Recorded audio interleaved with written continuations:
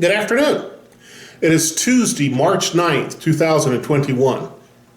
I learned a long time ago that it's frustrating to try and figure out the thought processes of others, especially when they're trying to appear more pious than they really are.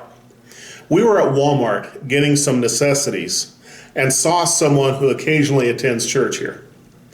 "Oh, Pastor, how good to see you. We've missed you so much. We miss coming to church and we can't wait to get back." My thought process immediately thinks we've been on Facebook and YouTube for a year now, and you could have easily joined us for church on the couch. Then they ask me, "Is the church open yet?"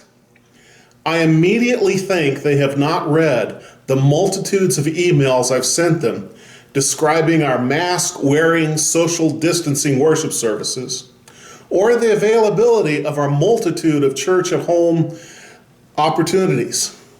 The carnal, sarcastic part of me wants to call them out.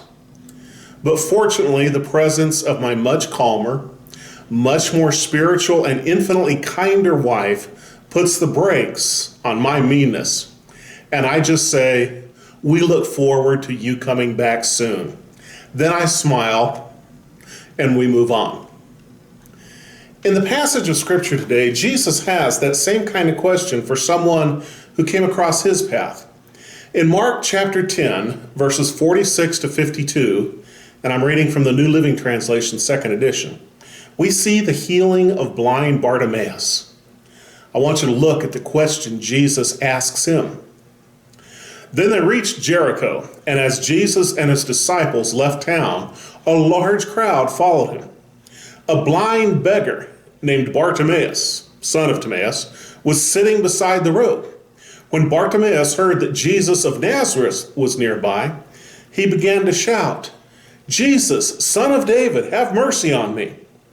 "Be quiet," many of the people yelled at him. But he only shouted louder, "Son of David, have mercy on me."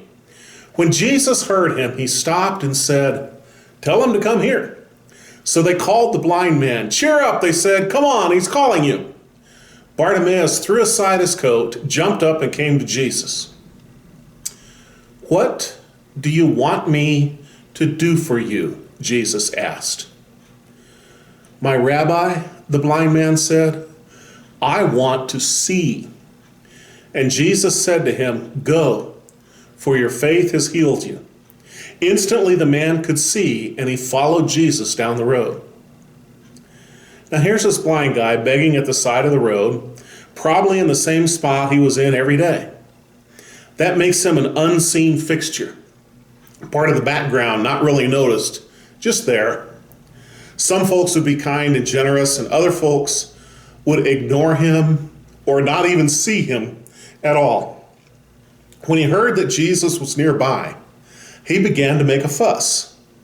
Now, there was the standard reaction when someone who's normally in the background begins to fuss. He gets told in no uncertain terms, "Go back to the unseen background. Be quiet." Jesus both sees and hears him. He calls for him to come. He came. Now here's the question Jesus asked. What do you want me to do for you? Well, it seems to us that the man's primary issue was his blindness. Jesus could see what we could not. Sometimes the need for attention and affirmation far outweighs any physical shortcoming.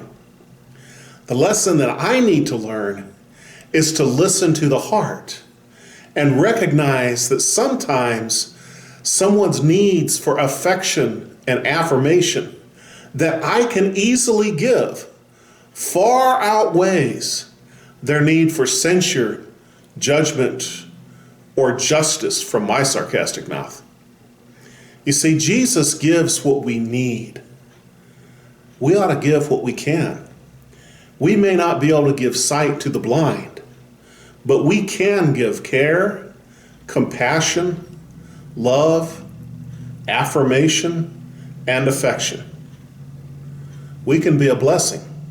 instead of a jerk.